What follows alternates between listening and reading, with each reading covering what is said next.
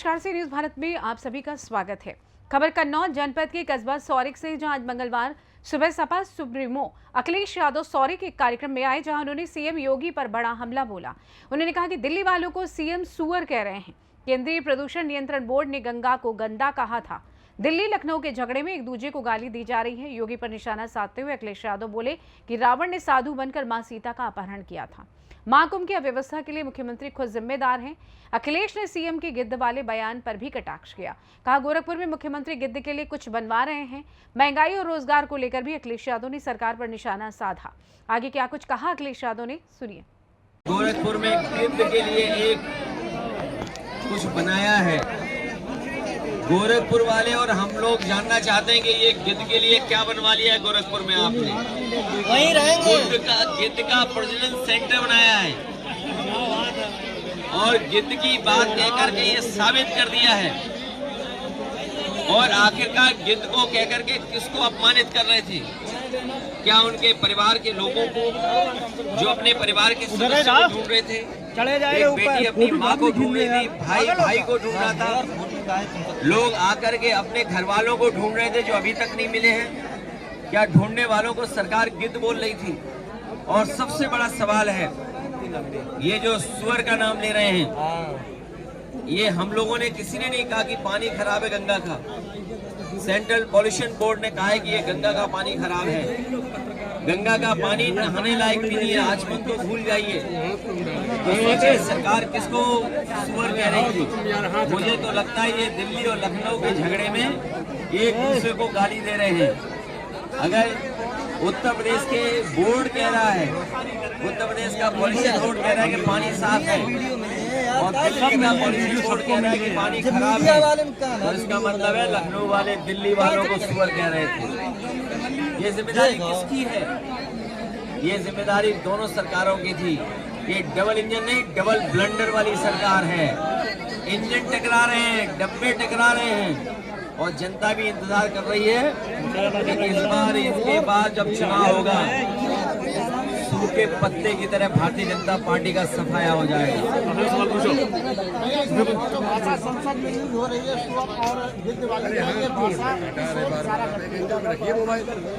क्या भगवा कपड़े पहनने से ही कोई योगी हो जाता है क्या? और हमारे भारत के लोग और खासकर गाँव के लोग रामायण को जानते हैं, देखते हैं रामायण को। वो ये भी जानते हैं कि सीता माँ का अपहरण जब हुआ था तो रावण भी साधु के भेष में आया था। ये जन जन जानता है, पूरा प्रदेश देश जानता है। जितने लोग सनातनी लोग हैं वो जानते हैं, हिंदू समाज के लोग जानते हैं। अरे यार जो हम ऐसे चलाते हैं, हम ऐसे जब चिल्लाओ नहीं आ रही है। रावण को सीता माँ का तो रावण साधु के भेष में आया था। इसलिए हमें और आपको सबको बहुत सावधान रहना पड़ेगा ऐसे लोगों से जिनका व्यवहार भाषा बहुत खराब हो गई है, अनडेमोक्रेटिक लैंग्वेज बोल रहे हैं, जो कह रहे हैं कि सोशलिज्म समाजवादी जानते ही नहीं है। ये एम्बुलेंस का काम, समाजवादी मतलब सबका साथ, समाजवादी मतलब सबको सम्मान, समाजवादी मतलब सबको साथ लेकर चलने का है। हमारे मुख्यमंत्री कुछ जानते ही नहीं है। ये पहले मुख्यमंत्री हैं जो कुछ जानकारी नहीं रखते हैं। इनसे पूछो समाजवाद, इन्हें समाजवादी नहीं पता है। जिनसे पूछो लोकतंत्र, तो उसका भी नहीं पता इन्हें। ये मीडिया बीजेपी की हो गई है, ये मीडिया वाले बीजेपी के हो गए, लेकिन उसके बावजूद भी दिखाते हैं। हम इनका थोड़ा बहुत धन्यवाद देते हैं। भैया अब्दुल्ला आजम से चंद्रशेखर आजाद, भैया अब्दुल्ला, मैं चैनल के लोगों को बधाई देता हूँ। भैया अब्दुल्ला आजम से चंद्रशेखर आजाद मिलने जा रहे हैं, क्या दोनों में गठबंधन हो रहा है? ये जो देश की और प्रदेश की जनता देख रही है उत्तर प्रदेश की जनता इस बार भारतीय जनता पार्टी ने जिन्होंने महंगाई, बेरोजगारी और किसानों को बर्बाद किया है, हमारे भाईचारा को यार एक मिनट ये योगी जी को भेज देंगे इसके न्याय के लिए। अभी पढ़ ले रहे हैं।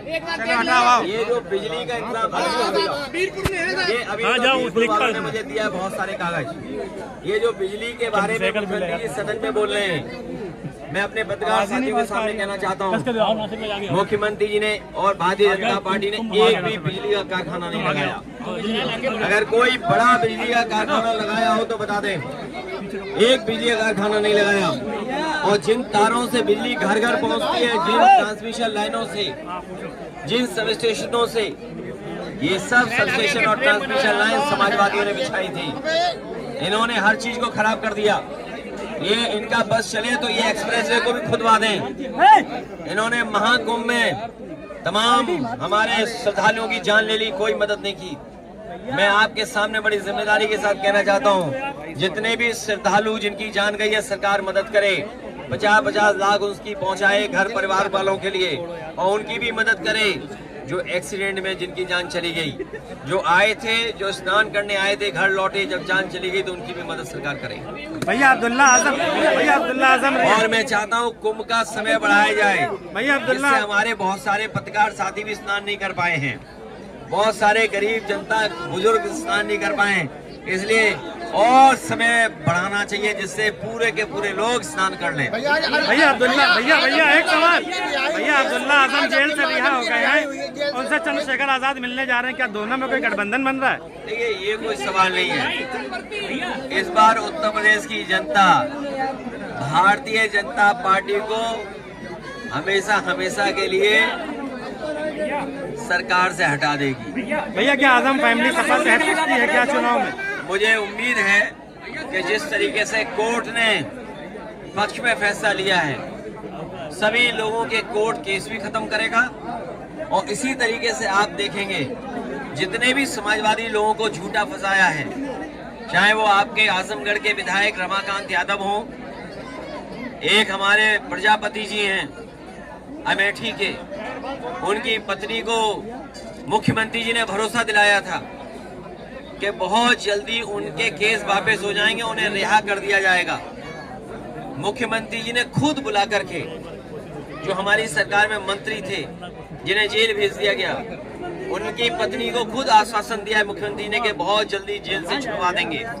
इसी तरह इरफान सोलंकी जो जेल में है वो भी छूटेंगे। तमाम हमारे पार्टी के वरिष्ठ नेता, तमाम मोहम्मद आजम खान साहब, न केवल उन्हें भारतीय जनता पार्टी और सरकार न्यायालय से उन्हें न्याय मिलेगा, बल्कि न्यायालय उनके केस भी खत्म कर देगा। भैया चंद्र नहीं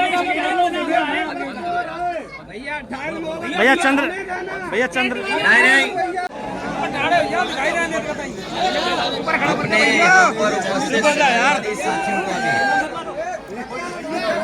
मैं आईडी पर करो भैया, आईडी पर करो भाई, आईडी पर करो। आप लोगों से एक ही बात और निवेदन करना चाहता हूँ भैया, थोड़ी डाउन कर लो आईडी। कि जो सरकार चल रही है, ये सरकार किसानों और गरीबों की सरकार नहीं है। अगर किसानों और गरीबों की सरकार होती तो अभी उनके बीच में खुशहाली के लिए कार्यक्रम बन रहे होते। हमारे गांव में रहने वाले लोग, किसान, गरीब और खासकर नौजवान, इतने बजट आ चुके हैं, इस सरकार के लगभग सभी बजट आ चुके हैं, केवल एक बजट बचा है जो आखिरी बजट आना है। पिछले 9 बजटों में अगर हम देखें तो हमारे किसानों के लिए कुछ नहीं सरकार कर पा रही है। और अगर किसानों के लिए कुछ किया होता तो अभी तक की डबल इंजन की सरकार में गांव की तस्वीर कुछ और होती। यही सरकार जो खाद नहीं दे पा रही है, ये सरकार समय पर बीज उपलब्ध नहीं करा पा रही है, यही सरकार बीजेपी की कीटनाशक दवाइयां नहीं दे पा रही है। अगर हमारे किसानों का नुकसान हो रहा है तो उसकी भी सरकार भरपाई नहीं कर पा रही है। किसानों को जहां मेहनत करके अपनी फसल तैयार करने का मौका मिलता है, वहीं 2 सींग वाले भी परेशान कर रहे हैं। हर खेत की रखवाली करनी पड़ रही है और हमारे बड़े पैमाने पर बड़े पैमाने पर बेरोजगारी है। 9 साल में इस सरकार ने नौजवानों को नौकरी रोजगार नहीं दिया। सोचिए आप, अगर नौजवान को नौकरी और रोजगार नहीं मिलेगा तो उनका भविष्य क्या है। और अगर नौजवानों का भविष्य नहीं है तो हमारे समाज का, प्रदेश का, देश का भविष्य अच्छा नहीं हो सकता है। मैं देख रहा हूं कि विधानसभा में बैठ करके भारतीय जनता पार्टी के लोग झूठ बोल रहे हैं। वो कह रहे हैं कि बिजली आ रही है, 24 घंटे बिजली दे रहे हैं, लेकिन यही कि हमारे लोग बता रहे हैं कि बिजली है ही नहीं है। और अगर बिजली आ भी रही है तो जो समाजवादी सरकार में बिजली बन रही थी, उसको महंगा करके गरीबों को दे रहे हैं, उनसे ज्यादा पैसा वसूल रहे हैं। जीएसटी बढ़ाते बढ़ाते हमारे किसानों की हर सामान पे जीएसटी ले रहे हैं, उससे उनका सामान, इक्विपमेंट सब महंगे हो रहे हैं। ये महंगाई इसलिए कि मुनाफाखोरी की वजह से है। ये सरकार मुनाफा कमाना चाहती है, लाभ लेना चाहती है। और अभी तो सुनने में आ रहा है कि अमेरिका से जो अपने मित्र बताते थे राष्ट्रपति जी को, वो भी अब इनका साथ नहीं दे रहे हैं। ये लोग हमें और आपको उलझा रहे थे ट्रिलियन ट्रिलियन कह करके, ट्रिलियन ट्रिलियन कि हम ट्रिलियन ट्रिलियन की अर्थव्यवस्था बनाएंगे। लेकिन अमेरिका से राष्ट्रपति ने कह दिया कि 21 मिलियन हमने पैसा भेजा यहाँ पर। हमें आपको उलझा दिया ट्रिलियन ट्रिलियन में और खुद 21 मिलियन पता नहीं कहां पहुंचा दिया है। कारखाने बंद होने जा रहे हैं। अभी अमेरिका से कई उद्योगपतियों को ब्लैकलिस्ट कर दिया राष्ट्रपति ने वहां के।